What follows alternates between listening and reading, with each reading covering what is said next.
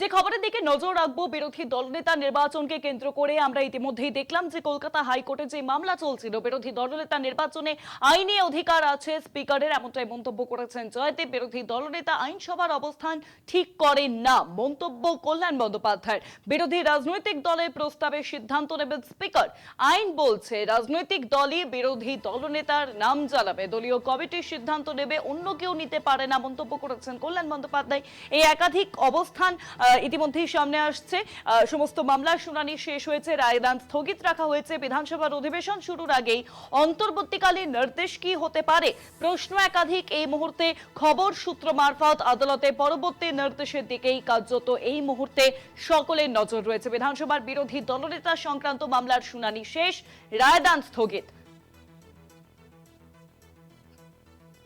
আর এই পুরো ঘটনার প্রেক্ষিতে আজকে হাইকোর্টে ঠিক কি কি হলো, এই নিয়েই বিশেষ প্রতিবেদন তুলে ধরেছেন প্রতিনিধি পীযূষ কান্তিনাথ। দেখাবো আপনাদেরকে। কলকাতা হাইকোর্টে বিধানসভার বিরোধী দলনেতা নির্ধারণ করা নিয়ে যে মামলা, সেই মামলার শুনানি শেষ, রায়দান স্থগিত। অনুমান করা হচ্ছে আগামীকাল বৃহস্পতিবার বিধানসভা অধিবেশনের আগেই কলকাতা হাইকোর্টের বিচারপতি কৃষ্ণা রাও তিনি তার নির্দেশিকা জারি করবেন। তার নির্দেশিকার পরেই নির্ধারিত হবে বিধানসভার স্পিকার যে ঋতব্রত বন্দ্যোপাধ্যায়কে যে বিরোধী দলনেতা হিসাবে নির্বাচিত করেছেন তাতে তিনি বহাল থাকবেন, না তার ওপরে তিনি স্থগিতাদেশ জারি করবেন। মূলত আজকে শুনানির শুরুতেই রাজ্যের অ্যাসিস্ট্যান্ট অ্যাডভোকেট জেনারেল বিল্লদল ভট্টাচার্য আদালতে জানান যে স্পিকারের কাছে ৫৮ জনের মধ্যে ৫৬ জন বিধায়ক সশরীরে হাজির হয়ে তাদের অবস্থানের কথা জানিয়েছিলেন এবং তারা ঋতব্রত বন্দ্যোপাধ্যায়কেই সমর্থন করেছিলেন। যে সমর্থনের ভিত্তিতেই স্পিকার ঋতব্রত বন্দ্যোপাধ্যায়কে বিরোধী দলনেতা হিসাবে নির্বাচন করে। অপরদিকে বিচারপতি এর প্রেক্ষিতেই প্রশ্ন তুলেছিলেন যে কোনো একটি রাজনৈতিক দলের মধ্যে যদি মতভেদ তৈরি হয় তাহলে সেক্ষেত্রে ৫৮ জনের ভিত্তি মধ্যে ৫৬ জন বা ৫৮ জনই যদি তাদের মত পোষণ করে তাহলে সেক্ষেত্রে বাকিদের অলক্ষ্যে রেখে কিভাবে স্পিকার তিনি বিরোধী দলনেতাকে নির্বাচিত করলেন। এক্ষেত্রে তার উচিত ছিল নাকি যে ওই রাজনৈতিক দলের সমস্ত বিধায়কদের একসাথে এনে সিদ্ধান্ত গ্রহণ করা? উত্তরে বিল্লদল ভট্টাচার্য বলেন যে এক্ষেত্রে বিধানসভা স্পিকার সংখ্যাতত্ত্বের ভিত্তিতেই তিনি তার অধিকার বা পাওয়ার বলে বিরোধী দলনেতা হিসাবে নির্বাচন করেছেন। ঋতব্রত বন্দ্যোপাধ্যায়ের আইনজীবী জয়দীপ কর আদালতে বলেন যে সংবিধানের ২১২ নম্বর অনুচ্ছেদ অনুযায়ী পরিষ্কার বলা রয়েছে যে বিধানসভায় যদি কোনো সিদ্ধান্ত গ্রহণ করে বিধানসভার অধ্যক্ষ এবং বিধানসভাকে সুশৃঙ্খলভাবে পরিচালনা করতে চান বা হাউসের কোনো রকম সিদ্ধান্ত গ্রহণ করা হয় তাহলে সেক্ষেত্রে আদালত কোনোভাবে হস্তক্ষেপ করতে পারে না।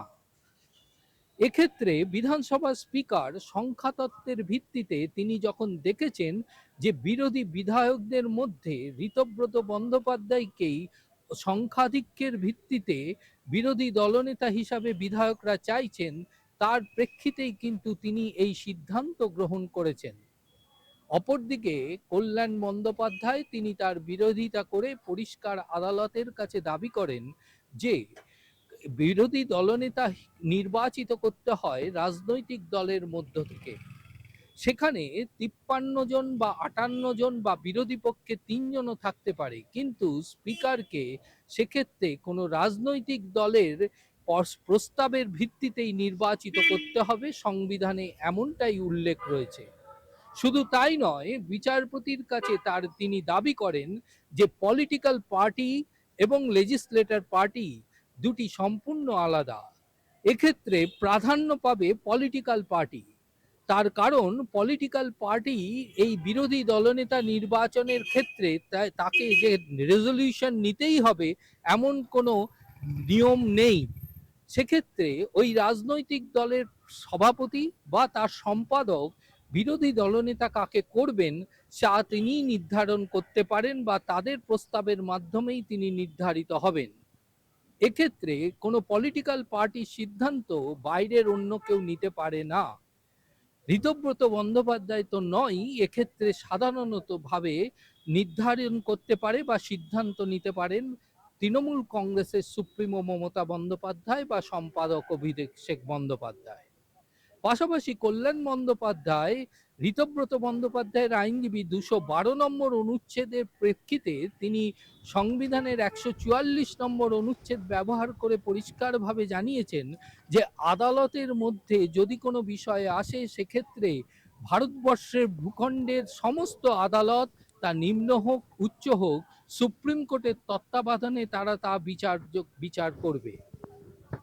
কল্যাণ বন্দ্যোপাধ্যায়ের দাবি, সংবিধানের 10ম তফসিল অনুযায়ী 4 নম্বর অনুচ্ছেদে পরিষ্কার বলা রয়েছে বিধানসভার বিরোধী দলনেতা নিয়োগ করতে গেলে পলিটিক্যাল পার্টির মধ্যে থেকেই, অর্থাৎ তাদের প্রস্তাবের ভিত্তিতেই কিন্তু নির্ধারিত করতে হবে, কোনো গ্রুপ অফ পিপলের মধ্যে নয়। মামলার শুনানি শেষ, রায়দান স্থগিত রেখেছেন বিচারপতি কৃষ্ণা রাও। কলকাতা হাইকোর্ট থেকে ক্যামেরায় সন্দীপ সোমের সঙ্গে পীযূষ কান্তি নাগ, কলকাতা টিভি।